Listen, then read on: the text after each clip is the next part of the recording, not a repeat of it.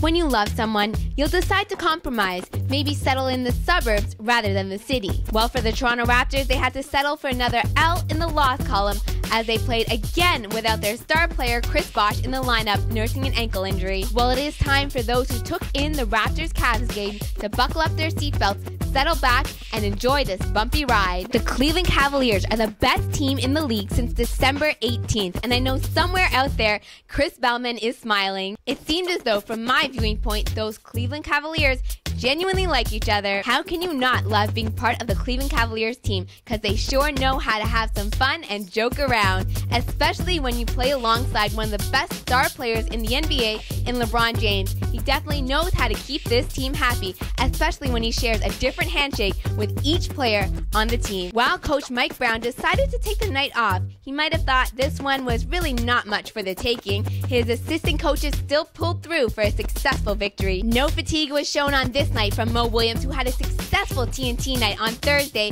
He was coming back in overtime and draining those perimeter jump shots. And on a side note, the woman sitting beside me was a Cavs fan, and she was going literally crazy.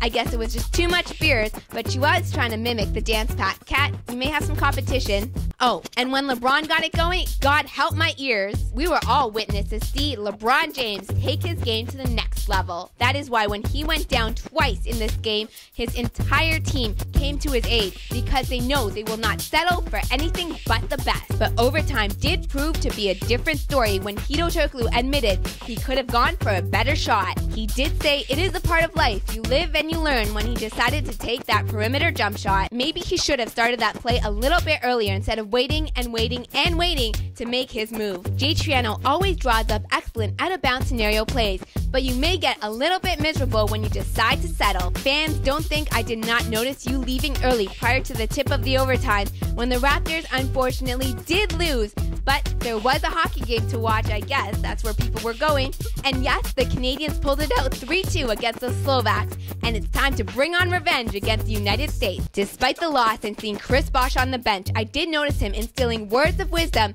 to the young players, and let's just hope that they use it because they have a long 2-game road trip ahead of them. This is the second straight win for the Cleveland Cavaliers since acquiring Antwan Jamison, and let's not forget, against the Toronto Raptors, he was phenomenal. He, of course, is finding his flow now despite having 3 disappointing games prior to this one. Leave it to him to have a great one against the Toronto Raptors. The Toronto Raptors better watch out when they head out west to face none other than the OKC Thunder, who are the surprise team in the West, who are already on pace for their first playoff appearance this season. It's time for the Raptors to focus. Despite not having Chris Bosh on this 2-game road trip, it's time for the Raptors to decide not to settle because you never get anywhere that way. I'm Kyle. Thanks again for joining me inside the Purple Room, and make sure you tune in next time.